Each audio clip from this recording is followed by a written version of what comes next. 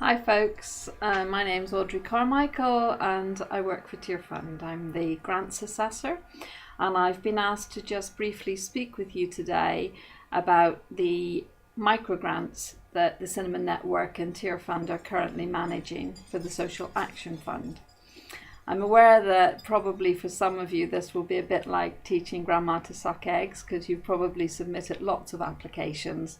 But I'd ask you just to be patient and bear with me, because what I'm going to try and do is just give you some hints as to how you can complete our microgrant application quickly, easily, and hopefully enable me to get it speedily through the assessment process and present it to our panel. If I have a microgrant that's completed properly and fully, then in reality it arrives on my desk on a Monday. I should be able to start assessing it that week. It should then go to panel at the beginning of the following week, and we should have an answer for you the week after that. So we were looking at sort of at the outside, turning applications around in about a month. But if they're properly completed, often it can be much quicker than that. So it's in your best interest to do your best to complete it properly. The first thing I'd advise you is that for the microgrant, you need to remember that the application must come from a church or a group of local churches represented through a charitable body, possibly a Churches Together, or some churches do it through their own social action arm of the church. What it cannot be is an application from an independent Christian charity. We're not decrying the work that they do. We recognise that they do an incredibly good work, but under the terms of reference, we have to have our applications come from churches or groups of local churches. The next thing I'd advise you to do is, when you've completed your application and you think you've filled in every section, please take it and give it to someone else to read, because often that will show up the bits that you've missed. And I know when you're filling in applications, often you mean to fill something in and then you skip down because you think you'll go back to it later. And something as simple as a postcode being missing will really hold things up. So when you've finished, proofread it yourself really quickly, but my advice would be pass it on to someone else who comes at it with a fresh eye, and then they will be able to tell you whether you have completed it fully. Just talking about postcodes, please double check that you copy them incorrectly. I find quite a lot of people write the address of the church and then they're so used to writing their own home postcode that that's what they put in, and then I'm not able to import anything into the database, and I waste a lot of time trying to contact them to find out what the postcode should be. Another thing just to hold in mind around postcodes, that if your area of delivery, if the postcode for that area is different to the postcode for the church, then please let me know that in the body of the application, because when I'm assessing it, one of the things that I will do is go onto the indices of deprivation, pull up the statistics for your neighbourhood. And sometimes, because what I have is just the postcode of, it might even be the rectory or something, that's often in a better area, and so it gives me a skewed idea of the need. Whereas if I have the postcode for the area of delivery in the body of the report, then that's what I will look up. Please remember to attach your latest accounts or a link to the web for where I can find those. And the next thing is, please remember you must be an approved franchisee of one of the projects on the Cinema Network website. Just go onto the website, go onto the tab that's got projects, click down there and you'll see a whole range of projects. You must belong to one of those in order to submit an application. Trying to save you time here, because just in the last week alone I think I've had 3 applications come through that were not approved franchisees, and the people had put clearly a lot of time into completing the rest of the form, and unfortunately I had to write back to them and say, can't consider this, you're not an approved franchisee. When you get to the section that's looking for evidence of need, I recognise the importance of listening to God and hearing his leading. But please, please, please give me more than that in terms of evidence of need, because it's fine for me to read that you feel God is leading you to set up a food bank. But you've got to remember that these forms are also going to be read by government officials, and they want something slightly more than that. So I need to know how you've researched the need. This is the section in which I need something around research, statistics, meetings that you may have had with statutory or voluntary authorities, local residents, just how you've come to evidence that that need is there. You then move on to a section on partnership, which is also important because it's good to see where churches are working together, both with other churches and with the civic authorities. So please, when you come to those sections, just take time to think about who you work with, detail who's involved with you, and please let me know something in that detail of how that partnership will be worked out. You then come to a section on running costs.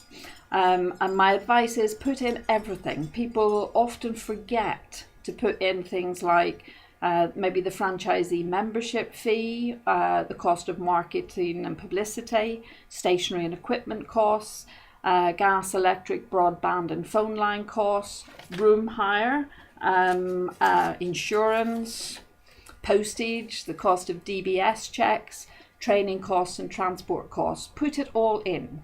The bottom line is you have to be contributing £3,000 in match funding, and you're asking us for £1,500.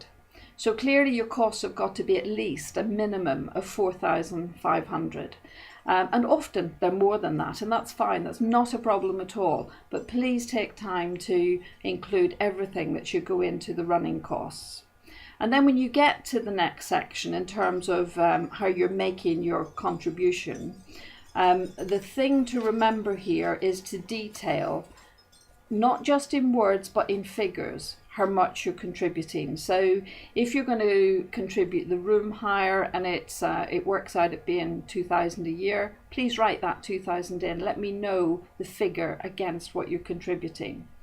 And this is the point at which you need to remember that the pro rata salary costs of a paid worker who's donating their time to the project can be included, but not a cost attached to the time of the volunteers. So if your pastor is involved in the management oversight of the project and maybe providing supervision to the volunteers there, you can take his or her time, take a chunk of that and put a cost against it and include that as part of your match funding.